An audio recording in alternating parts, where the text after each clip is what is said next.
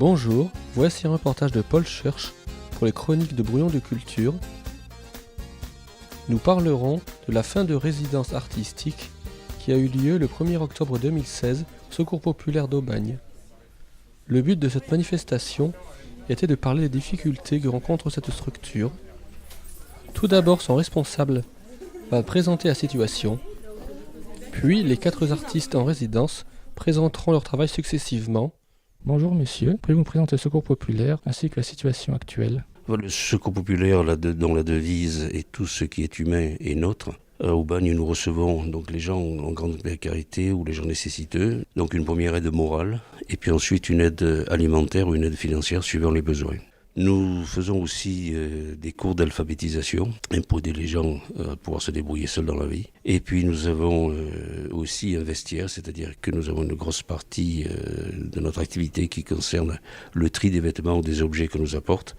Et on met à disposition donc, de tout le monde d'ailleurs des vêtements, des chaussures ou bien de la vaisselle à des prix très réduits.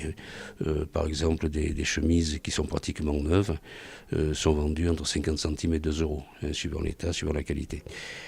Nous avons aussi une activité importante pour les enfants qui s'appelle Copains du Monde, c'est-à-dire qu'on initie, on essaye d'intéresser les plus jeunes aux activités solidaires du Secours populaire. Voilà.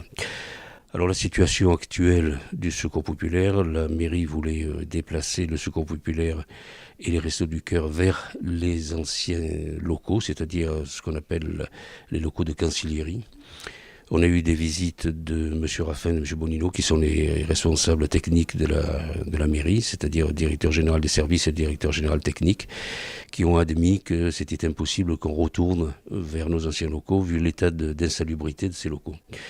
Donc pour le moment, c'est un statu quo, c'est-à-dire qu'on est maintenu dans l'espace des solidarités ainsi que les Restos du Cœur. On est maintenu pour le moment, puisqu'on devait déménager au mois de septembre. Donc ça, c'est remis sine die. Maintenant, c'est la vie des administratifs. On ne connaît pas la vie des politiques. Et ce sont les politiques quand même qui prennent la décision. Notre bail de 3 ans se termine le 17 janvier 2017. Donc, pour le moment, on est ici. On ne sait pas du tout si la mairie va nous envoyer une lettre recommandée avant le 17 novembre, nous priant de quitter les lieux. Actuellement, donc, c'est le statu quo, mais on n'a aucune information des politiques. Merci pour ces informations. Aujourd'hui, nous avons interviewé Vincent Guy qui va nous parler de son installation. Quel est l'objectif de mon installation ? Alors, déjà, premièrement, je dirais que la situation du Secours populaire, moi, m'a alerté complètement. C'est-à-dire une situation où des personnes pour qui nous votons, que nous mettons en place au pouvoir, pour être responsables de leur population, et qui décident de couper les vivres et donc de mettre dehors les associations qui s'adressent aux plus précaires d'entre nous. Donc je suis venu et j'ai frappé à la porte du Secours populaire et du collectif de défense de l'espace des solidarités parce que je souhaitais proposer un événement artistique. Donc les artistes, quand ils ont été contactés, sont venus et ont proposé des œuvres au départ qui étaient personnelles. Les artistes ont tous changé les œuvres qu'ils souhaitaient proposer. On fait des œuvres inédites pour cette situation et pour éclairer cette situation. Et surtout, les ont fait pour éclairer le travail incroyable des bénévoles. Maintenant, si tu veux que je te parle de mon œuvre, elle s'est décidée vraiment presque comme un éclair. Elle est partie de la situation. La situation, c'est quoi ? Ce sont des gens que nous mettons au pouvoir qui décident pour ceux qui ont voté, sans ceux qui ont voté. Et donc, je propose en fait tout simplement des lettres que je travaille depuis 11 ans et que je n'ai jamais exposées.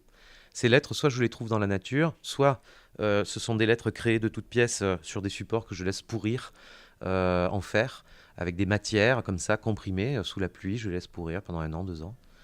Et j'ai choisi des lettres, pourquoi ? Parce que j'ai souhaité travailler avec les bénéficiaires en alphabétisation et les bénéficiaires en français langue étrangère. Et du coup, j'ai choisi ce travail avec les lettres, mais pas que, puisque c'est une installation en 3D.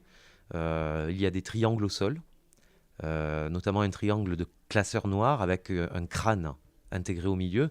Le crâne, c'est la vanité. Donc cette vanité, elle est intégrée dans des classeurs noirs de bureaucrates.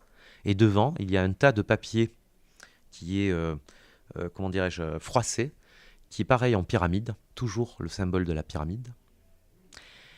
Et derrière, il y a des bulletins blancs avec des enveloppes de vote bleues, un siège vide et des démaquillants qui sont sur le sol teintés de rouge. Et sur 3 enveloppes, pour l'instant, il y a une enveloppe qui a été embrassée et les 2 autres, ce sont des enveloppes qui ont servi à démaquiller. Parce que le maquillage, c'est le mascara. C'est ce qu'on essaie de nous faire croire. Et donc, c'est ça, en haut de la pyramide. Enfin, disons qu'en bas, il y a des gens pleins d'espoir qui embrassent des bulletins de vote. Et en haut, c'est du mascara. Voilà. Merci d'avoir expliqué vos travaux. Merci.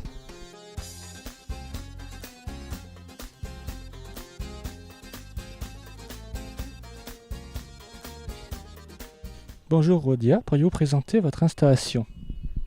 C'est une installation qui se situe dans ce que les bénévoles du Secours populaire appellent le chalet, c'est-à-dire un lieu de stockage. Donc en fait, il y a des très hauts plafonds, il y a des étagères tout autour.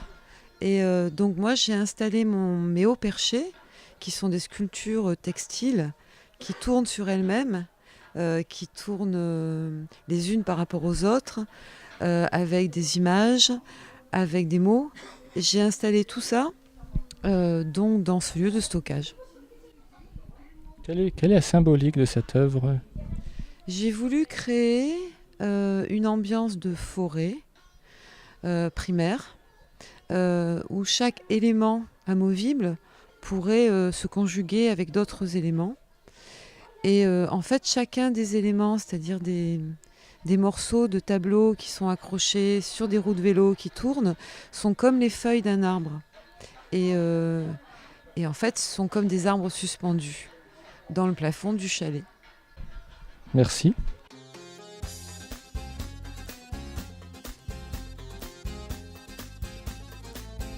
Bonjour, nous allons interviewer une autre artiste qui a fait une installation au Secours populaire. Bonjour, alors Marion Pruneau.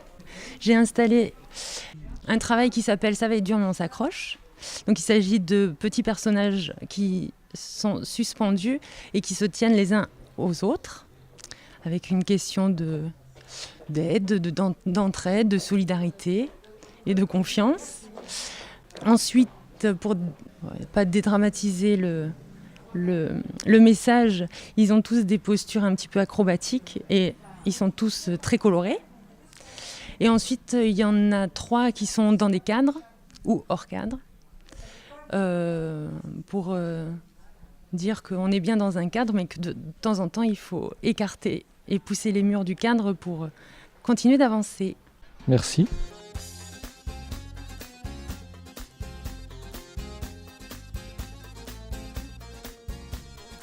Bonjour Flavien, pourriez-vous présenter votre création artistique ? Bonjour. Alors l'installation que j'ai créée au Secours populaire qui s'appelle Les Étamines, elle est là pour être représentative du travail des bénévoles qui se fait ici au Secours populaire sur le tri des vêtements, des dons de vêtements qui sont faits ici, donc quotidiennement. Donc c'est une installation qui s'est constituée avec les bénévoles à proprement parler. C'est à la suite donc d'une rencontre avec eux que j'ai pris connaissance donc de l'immensité de leurs tâches, de trier du linge à longueur de journée, du lundi au samedi, 4 heures par jour.